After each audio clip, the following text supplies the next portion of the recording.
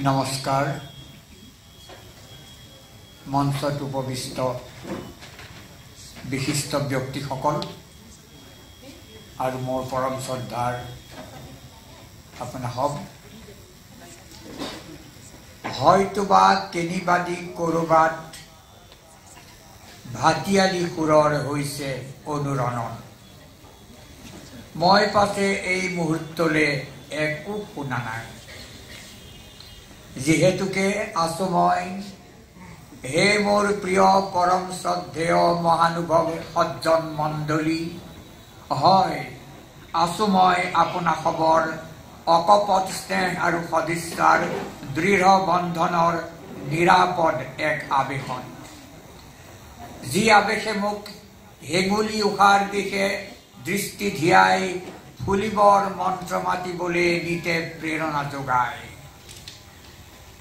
অমৃতৰ পুত্ৰ মানুহৰ জয় গীতি গাবলৈ নিতে উদগায় হে সুধীগণ আপোনা খবৰে স্নেহৰ উপহাৰ আজি মোৰ স্মৰণীয় এই সুন্দৰ সন্ধ্যাৰ বাবে কৃতজ্ঞতা জনাবৰ মোৰ ভাষা নাই ঠিক একেদৰে উদযাপন সমিতিৰ সদৌতিয়ে মিলি আপোনা খবৰ সহযোগে মোৰ দৰে এক অভাজনক প্ৰাত্যহিক তুচ্ছতাৰ দীনতাৰ নিচতাৰ গ্লানিৰ পৰা ঊৰ্ধলৈ নি যি সন্মানৰ আসন সন্মান যাচিছে বিনম্ৰতাৰে সেই সন্মান মই কৰিছোঁ গ্ৰহণ জানো মই তেনে সন্মানৰ বাবে আপোনাৰ যোগ্যতা সম্বন্ধে মই চিৰসন্দিহান কিন্তু হে সুধীগণ আপোনা খবৰ স্নেহ আৰু আদৰক নেওচা দিয়াৰ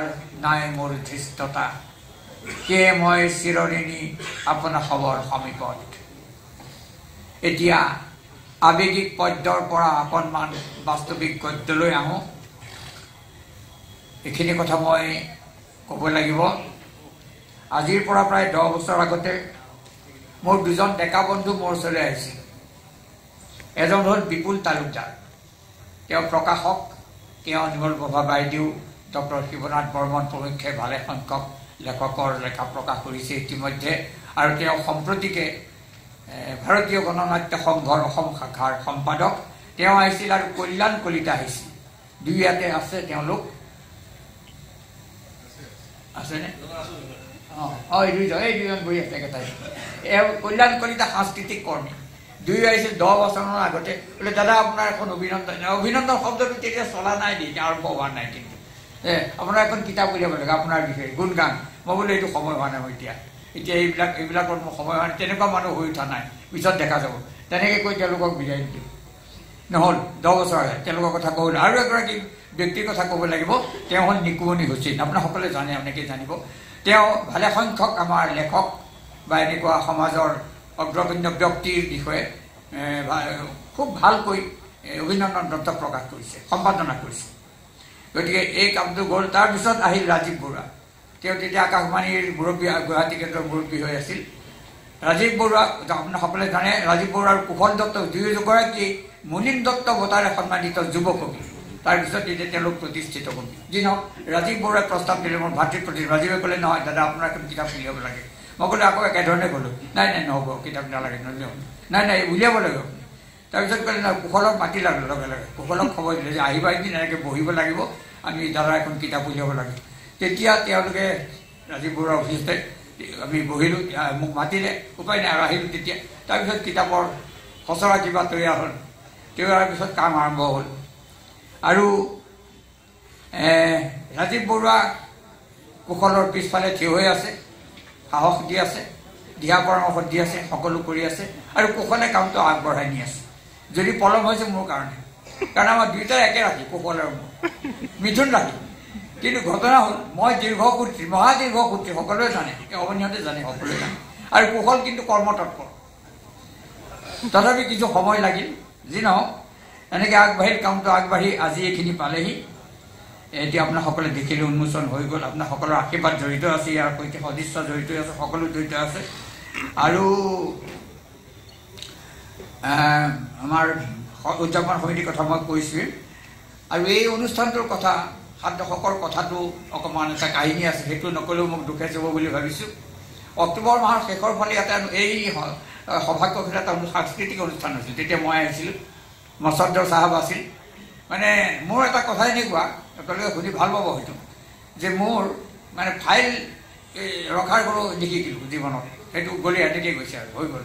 তাৰপিছত বস্তু যদি এটা বস্তু বিচাৰিব লাগে গোটেইবিলাকতে বিচাৰিব লাগিব। ধৰক পেঞ্চনৰ এখন বিশেষ কাগজ বিচাৰিব লগা হ'ল, চব টোপোলা বিচাৰিব লাগিব, তেতিয়াহে পাওঁ। এইটো মানে জীৱনচৰ্যাত তেনেকুৱাকৈ চলি আছে মোৰ, মানে এঠাইত নাই আৰু চব বিচাৰিলে পাওঁ। তেনেকৈ মই কিবা কিবি বিচাৰোঁতে প্ৰায় কেঁচুঘাটতে সাপ পাই যাওঁ। গতিকে এইবাৰ কেঁচুঘাটতে সাপ পালে এখন কাগজ বিচাৰোঁ, দেখিলোঁ যে আকাশবাণীৰ সৈতে যিখন মোৰ চুক্তি হৈছিল আজিৰ পৰা 50 বছৰ আগতে, 1976 চনৰ 27 জানুৱাৰী তাৰিখে, তেতিয়া মানে 25টা গান দি গীতিকাৰ হ'ব লাগিব। 25টা গান জমা দিছিলোঁ আৰু এখন চুক্তিপত্ৰত স্বাক্ষৰ কৰিব লাগে। মানে আকাশবাণীৰ গীতিকাৰ হোৱা হিচাপে কিছু মানে চৰ্ত থাকে। সেই কাগজখন বিচাৰিব লাগে। তেতিয়া আছিল অৱনী কুমাৰ দাস, প্ৰয়াত অৱনী কুমাৰ দাস, তেখেতৰ চৰিত্ৰ আছিল। তেখেতে মানে অৱনী শব্দটোৰ এই আখৰটো সৰু ফলাত মানে স্মল লেটাৰ লিখিছিল, কিন্তু ডাঙৰকৈ লিখিছিল। দেখি পালোঁ, অলপ নষ্টালজিক হৈ গ'লোঁ। ইয়াত আহোঁতে মছদ্দৰ চাহাবক ক'লোঁ, এটা বোলে বস্তু পালোঁ আজি এনেকুৱা বোলে, হয় নেকি? তেওঁ কিন্তু হয়তো নহয় পালন কৰিব পাৰে, নাই সেইবোৰ বাদ দিয়া, বুজি গ'লোঁ। আমি এটাকেইটা ওলাই গ'লোঁ। মছদ্দৰ ঘূৰি আহিলে আকৌ, মছদ্দৰ চাহাব ঘূৰি আহি কি কৰিলে নাজানো, অলপ পিছত কি কৰিলা বোলে, আপোনাৰ ডেটটো বুক কৰি থৈ আহিলোঁ। বোলো কিহৰ ডেট? বোলে নহয়, আপোনাৰ এইটো ফাংচন এটা পাতিব লাগিব ন, এইটোৰ কাৰণে।